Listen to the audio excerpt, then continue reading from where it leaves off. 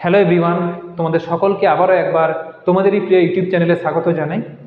এখন আমরা সংক্ষিপ্ত উত্তরধর্মীর 4 নম্বর দাগের প্রশ্নটির সমাধান করব। তো এর আগের ভিডিওগুলোতে আমরা প্রায় সমস্ত অঙ্কগুলোকে সমাধান করে ফেলেছি। এখন 4 নম্বর আর 5 নম্বর, 22-এর দাগের 4 আর 5 এই দুটো সমাধান করলেই আমরা টোটাল সরল সূত্রকষা চ্যাপ্টারটিকে কমপ্লিট করে ফেলবো। তাহলে বেশি দেরি না করে চলো 4 নম্বর দাগের প্রশ্নটিতে কি বলতে চেয়েছে প্রথমে আমরা পড়ে নিই। দেখো 4 নম্বর দাগে তোমাকে যেটা বলেছে, শতকরা বার্ষিক সরল সুদের হার কত হলে কোনো টাকার 10 বছরের সুদ আসলের 2/5 অংশ হবে তা নির্ণয় করি। দেখো এখানে কিন্তু তোমাকে দিয়েছে সুদ আসলের 2/5 অংশ, সুদ আসলের 2/5 অংশ, সুদটা হবে সুদ আসলের 2/5 অংশ। এই কারণে কি করব, আমরা না একটা জিনিস ধরবো। কি ধরবো? সুদ আসল টাকাই এক্স ধরে নেব।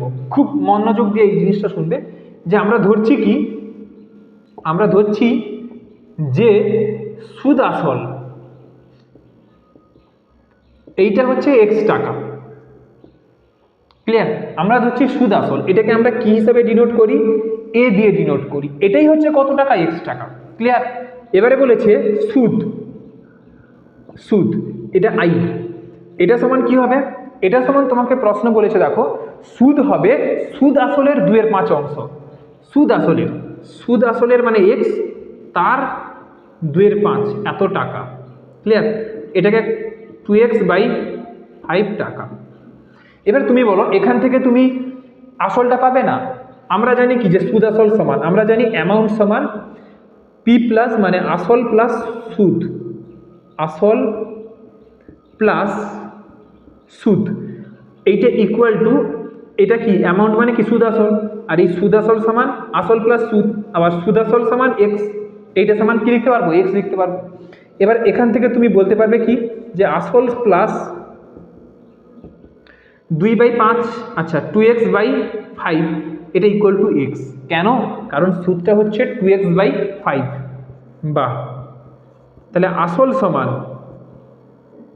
আসল সমান এক্স মাইনাস 2x/5। বাহ, আসল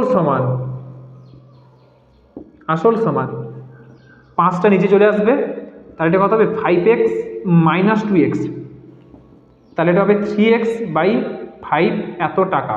তাহলে আসলটা পেয়ে গেলাম আমরা কত? পি। এটা সমান কত হচ্ছে? 3x/5 টাকা। এখন তোমাকে বের করতে হবে কি? বার্ষিক সুদের হার। এখন তোমাকে বের করতে হবে 10 বছরের বার্ষিক সুদের হার। টাইমটা কত দিয়েছে বলো?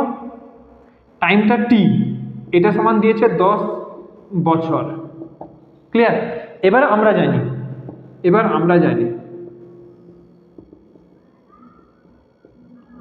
কি বলো, যে I equal to P R T divided by 100। এখানে আইয়ের ভ্যালু কত ছিল?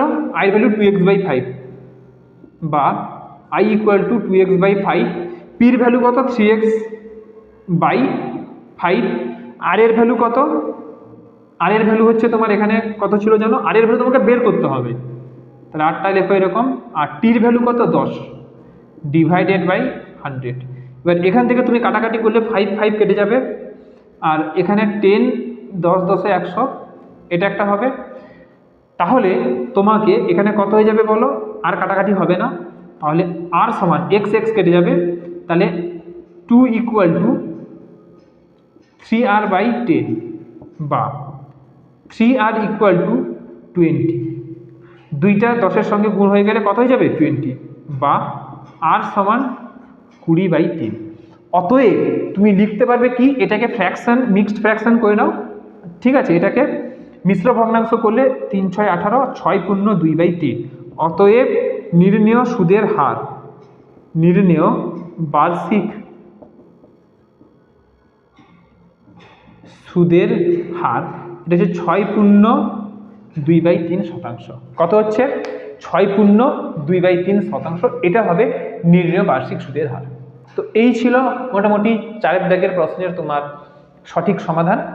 পরের ভিডিওতে আমরা লাস্ট 5 নম্বর দাগে যে সংক্ষিপ্ত উত্তরধর্মী প্রশ্নটা রয়েছে সেটাকে নিয়ে ডিটেলে ডিসকাস করব। তো আজকের এই ভিডিওতে এতদূর, দেখা হবে পরের ভিডিওতে। সকলে ভালো থেকো, থ্যাংক ইউ।